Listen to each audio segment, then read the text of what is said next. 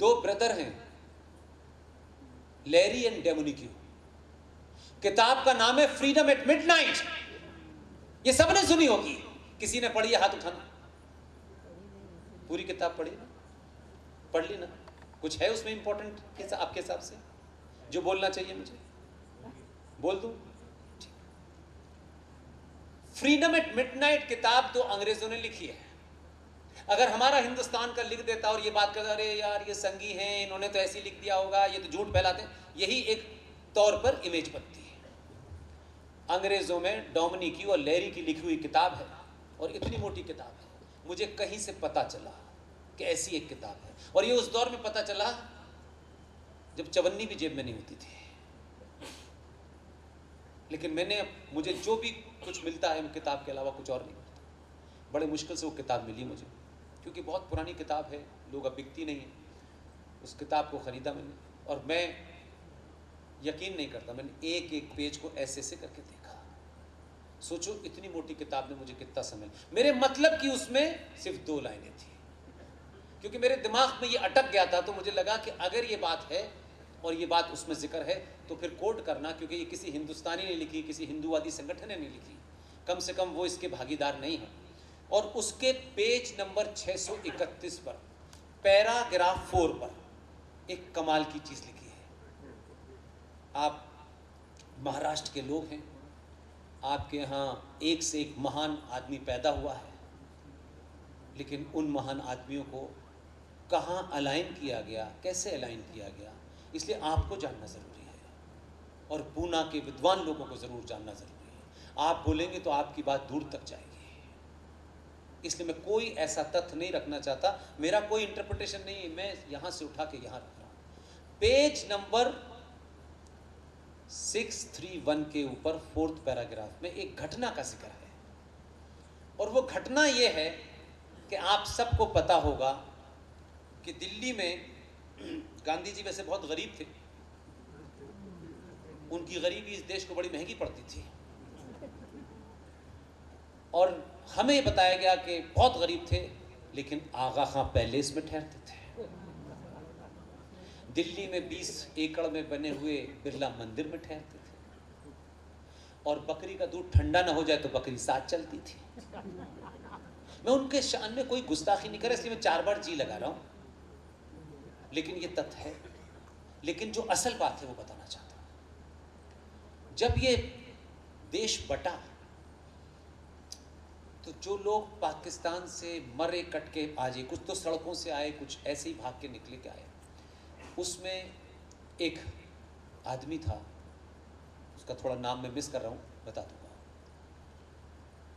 उसको पता चला कि गांधी इस बिरला मंदिर में रहते हैं। अगर आप कभी दिल्ली जाएंगे तो एक मंदिर मार्ग कर है, उस मंदिर मार्ग पर सावरकर का बनाया हुआ सबसे बड़ा मंदिर है।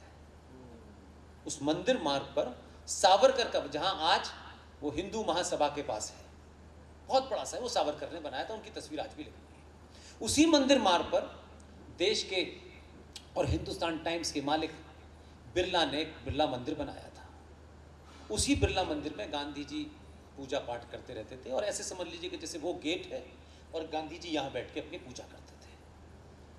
तो किसी ने बताया, वो सब हॉस्टाइल थे कि गांधी के चक्कर में ये हो गया, तो एक सुतली का बम उसने फेंका, और ऐसे मान लीजिए कि वो जो आपका गेट है वहां वो गिरा, और हल्की सी एक ईंट टूट गई, और पूरे देश में ये फैल गया कि गांधी पे प्राण घातक हमला हुआ है। लेकिन हुआ नहीं था, हो जाता तो फिर कहानी खत्म हो जाती, लेकिन ये पूरे देश में चला। और साहब 1946 और 47 के गांधी का कद बहुत बड़ा था, कोई छोटा मोटा कद नहीं था। अब एक सामान्य नागरिक के तौर पे आपके सामने सवाल है, पूरे देश में फैल रही खबर, क्योंकि उस जमाने ये सब नहीं था, लेकिन वो ऐसी फैली कि गांधी पे हमला, गांधी पे हमला। एक भी कांग्रेसी उनसे मिलने नहीं गया, देखने नहीं गया। लेकिन आप कहेंगे कि मैं उस किताब का रेफरेंस क्यों दे रहा हूं? उस किताब के पेज नंबर 631 के पैरा 4 की 2 लाइनों में एक चीज छुपी हुई है। एक महिला मिलने गई गांधी से, और गांधी से बात करने गई। 20 तारीख के उस हमले से पूरी कांग्रेस की आत्मा नहीं हिली, एक महिला की आत्मा हिल गई।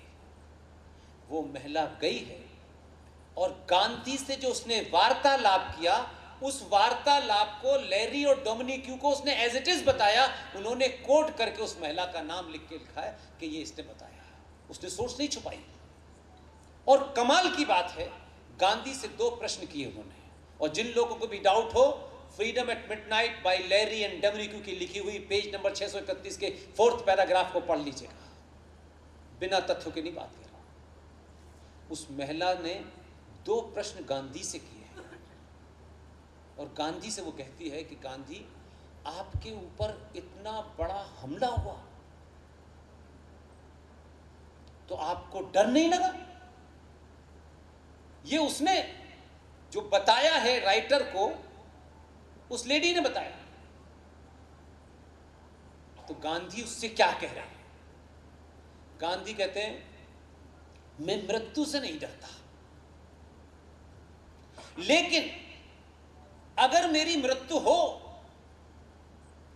तो मैं चाहता हूं कि मेरी मृत्यु हो तो मेरे मुंह से हे राम निकले। 20 जनवरी को यह हमला होता है। एक महिला गांधी से मिलकर यह सवाल पूछती है और गांधी ये जवाब देते हैं। अब यह वो महिला और गांधी के बीच की बात है, मैं तो था नहीं, तो वो जो कह रही है उसको समझने की जरूरत है।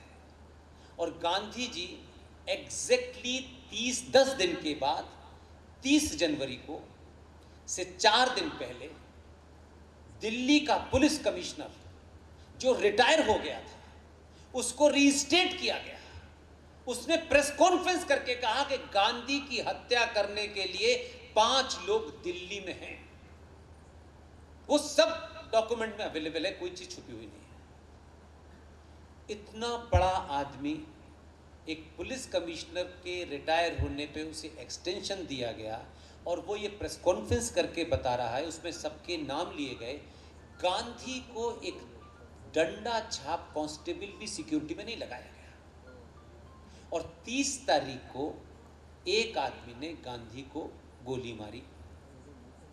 वो गांधी वहां रहा, वो आदमी जिसने मारी वो भागा नहीं, और गांधी की हत्या हो गई। और पूरे देश में फिर वो जो कुछ हुआ सो अपनी जगह हुआ। लेकिन प्रश्न मेरा इतना है, वो महिला गई तो थी, लेकिन गांधी की दोनों फरमाइश और ख्वाहिश 10 दिन में पूरी हो जाएंगी, ये किसी को नहीं पता था। उनके मुंह से हे राम भी निकला और उनके चेहरे पे मुस्कुराहट भी थी। जानते वो महिला कौन थी? नेहरू जी की गर्लफ्रेंड एडविना माउंटबेटन। अब ये कहानी पहले से तैयार कराई गई थी, या गांधी सच में गांधी ने कहा नहीं कहा, लेकिन गांधी के का इंटरव्यू उसने यही दिया, और उसने इंटरव्यू भी दे दिया, और गांधी की 10 दिन में ख्वाहिश भी पूरी हो गई,